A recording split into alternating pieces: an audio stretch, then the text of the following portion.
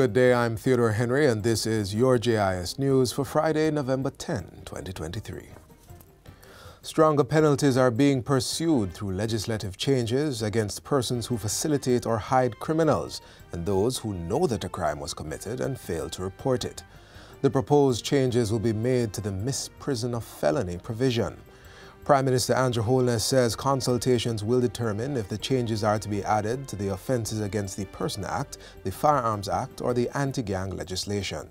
They are under a duty under our existing law to come forward.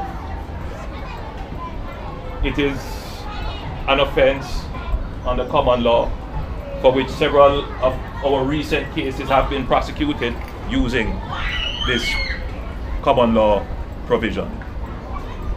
And we intend to utilize this much more in our pursuit to bring this terrible beast of murders under control. Mr. Holness was addressing the school community of Chetwood Memorial Primary in St. James on Thursday. The visit was spurred by Monday's fatal shooting of two students, 7-year-old Justin Perry and 9-year-old Nacolvia Smith from the school in a gang-related incident. Mr. Holness insists that someone in the Salt Spring community must know about the crime and the shooter feels protected by the silence. As we increase the sophistication of our investigative capacity, we are not only going to pinpoint the criminal, we are going to start to pinpoint the people who knew. I want to make that absolutely clear, that if we're going to really bring to heel the beast of crime that is loose in our land, the ecosystems that protect the criminal must also be dismantled. Meanwhile, Minister of Justice Delroy Chuck tabled a copy of the Restorative Justice Policy Green Paper in the House of Representatives on Wednesday. Restorative Justice, RJ, has been one of the flagship programs of the ministry since its inception. It has proven to be an effective tool for conflict resolution and repairing broken relationships.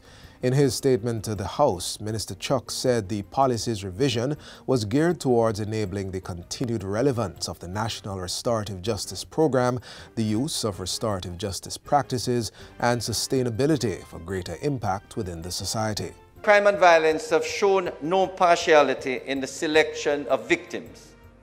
It knows no race, gender, age, community, or parish. Madam Speaker, this challenge is not a new emergence in our society. Sadly, over the last few days, we have seen evidence of this as a number of our children have been brutally murdered. This reinforces the need for greater interventions at the embryonic stage of community, of family, neighborhood, and community conflicts. He added that greater awareness, access, and use of both restorative justice and restorative justice practices was imperative. Violence does not solve the problem. It increases the problem.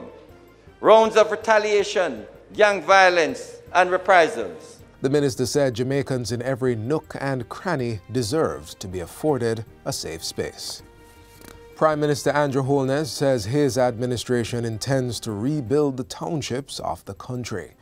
Moran Bain, St. Thomas, Port Antonio, Portland, and Bernard Lodge in St. Catherine are the three declared areas where work has started. Speaking at the 74th International World Town Planning Day, Mr. Holness said plans were also being developed for Lucy in Hanover.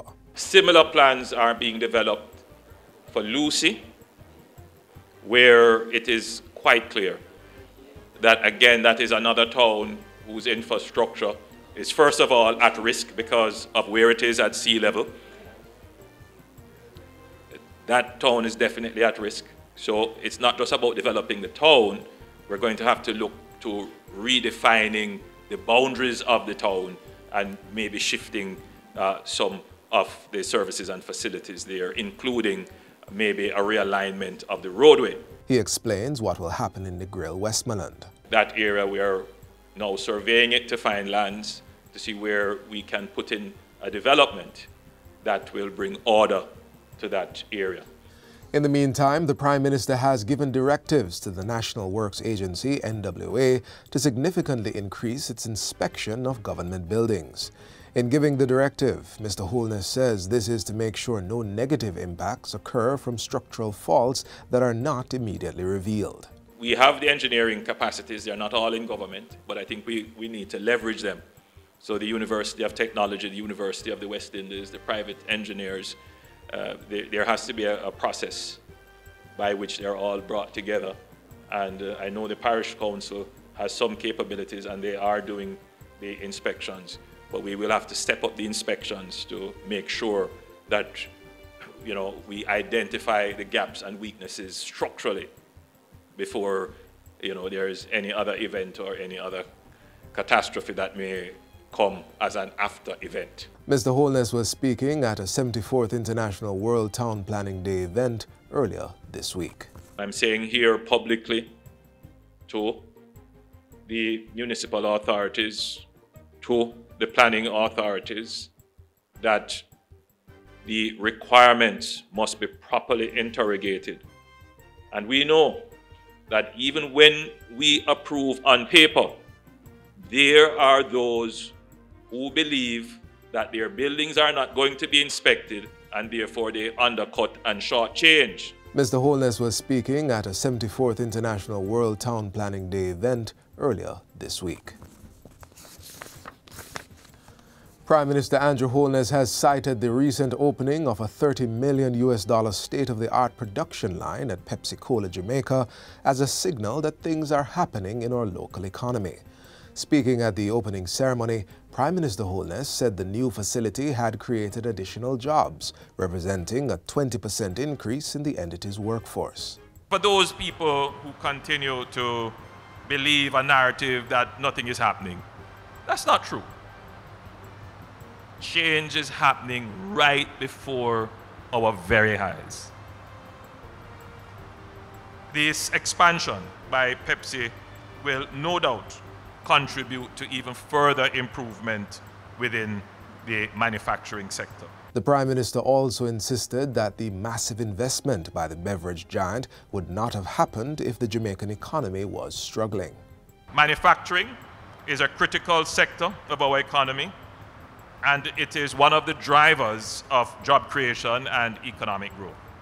Manufacturing is the largest industry among the goods producing industry and the 6th largest industry overall, accounting for 9% of total GDP.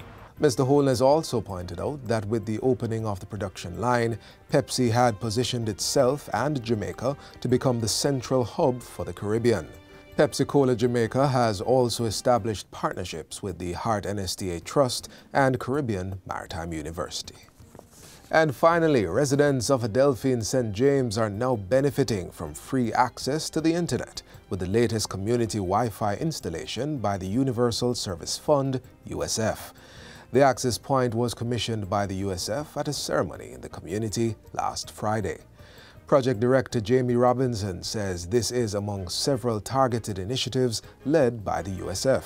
Our agency is charged in advancing Jamaica's progress to becoming a digital and knowledge-based society. And we do that through our efforts in reducing what we call digital poverty. And digital poverty is really just the lack of access to ICT services and amenities. Member of Parliament for East Central St. James, Edmund Bartlett, welcomed the service as he urged residents to use it wisely. So we want you to use this access, this internet access that is being offered to you for a vast range of information that will come into you, to do two things. One is for you to absorb the information, yes. And secondly, for you to convert the information into meaningful and practical things that add value to your life and the lives of the community that you live in. The Wi-Fi access point will also benefit neighboring communities. In addition to the launch, 10 primary school students from various communities received tablets. And that's it for JIS News Today. I'm Theodore Henry. Thanks for watching.